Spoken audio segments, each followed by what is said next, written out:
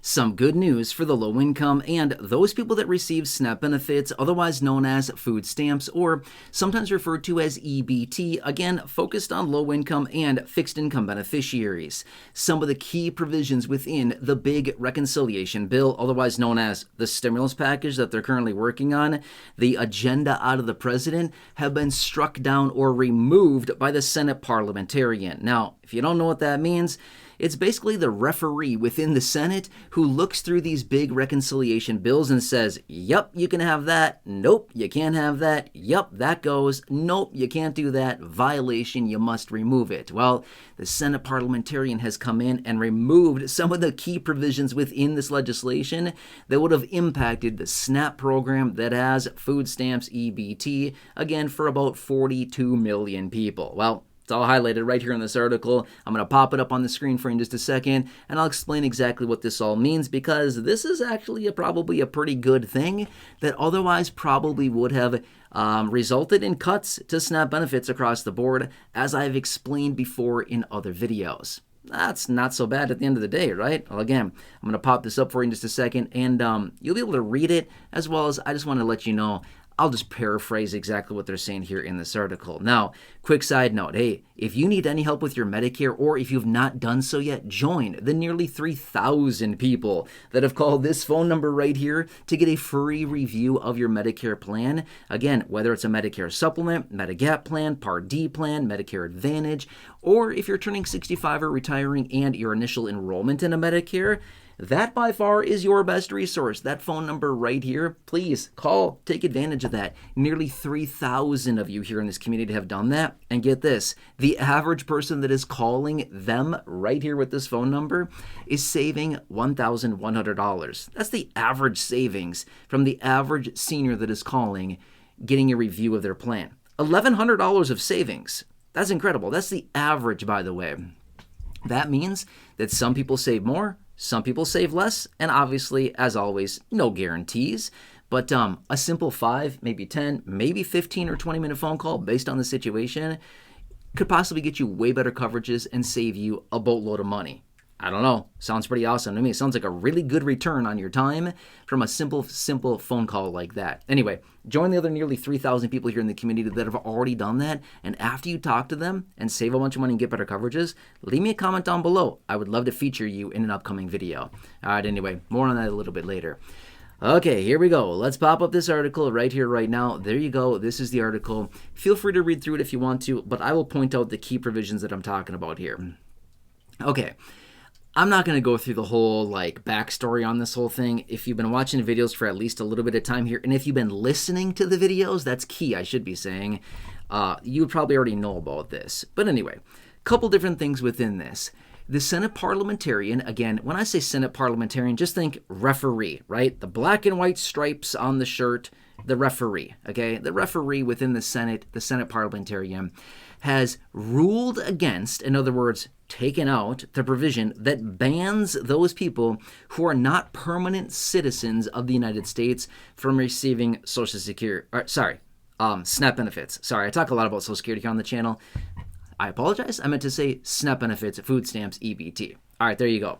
So that's number one. Now, that may not impact a ton of people, but that means those people that are not permanent citizens of the United States can still get their SNAP benefit. Okay, cool. Now, here's another provision. Remember how I've told you before in other videos that lawmakers want to force states into paying a minimum of 5% up to 25% of these SNAP expenditures out of the pockets of states? Well, I've said this before in other videos as well. States are broke. If you think you're broke, just look at your state. I guarantee your state is more broke than you are. If you think you have no money, your state has less, I promise, okay? This is pretty ubiquitous across the entire country. States have nothing. They're broke. They're dirt poor states, okay? They are so bad with money. It is unbelievable how they just blow money left and right, and then they're like, we need more. We're broke. Stop blowing it on dumb stuff. And you probably have more money, states, but they keep blowing it on dumb stuff. All right, anyway. Point being is that lawmakers wanted to force these states to pay between 5% and 25% of SNAP expenditures out of the pockets of states. States don't have any money. If states don't have any money, and they can't pay for it, they would have had to result in cuts to benefits, as I've explained before in other videos. It's all based on error rates out of states. So across the country right now, this is huge, by the way. I didn't realize this. I had a video about this, talking about it maybe like 3 weeks ago or so, give or take a little bit. The average error rate on SNAP benefits across the entire country is 11.68%. That's crazy. 11.68% of all benefits going out are wrong. I don't know. Something about that seems like it's way too high to me. I don't know. That just seems weird. But anyway, point being is that I've said this, is that if they make states pay for anything, states don't have any money, they're going to say, sorry, everybody, we don't have the money to pay you, so we're just going to cut benefits. And that's what would have happened. But the Senate parliamentarian, again, referee, has said, nope, can't have that in there. We're removing that provision. We can't have that within the reconciliation bill because of reconciliation rules. Okay, what's that mean? They can't do it. They cannot have it. It violates the rules of reconciliation. They cannot add the pay for out of the states. In other words, the one threat, the one potential cut to benefits, SNAP, food stamps, EBT benefits, because of the burden being put on the states, is no longer going to be there. Therefore, we don't have to worry about that cut coming in.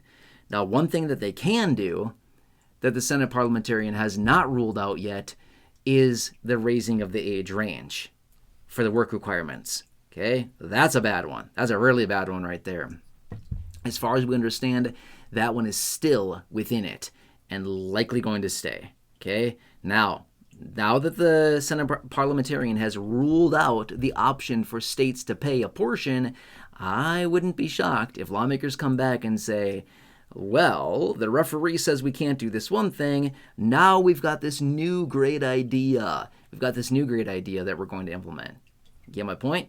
Anyway, I just want to bring this to your attention quickly. I'll keep you posted over the coming days here as we are right down to the end, and as this thing passes through in the next few days and gets signed by the president, I will bring you all the details. Anyway, hope this helps you. Again, if you have not done so, make sure to do yourself a huge favor. Join the other nearly 3,000 seniors here in the community that have called these advisors right here to get their free review, to save a boatload of money, to get better coverages, and to get the proper plans so they can see the doctors they want, the providers they want to see, the networks they want to go to, the prescription needs if they have any at all, have all of that covered. The power of having the right plan rather than just some rinky-dink plan off the shelf.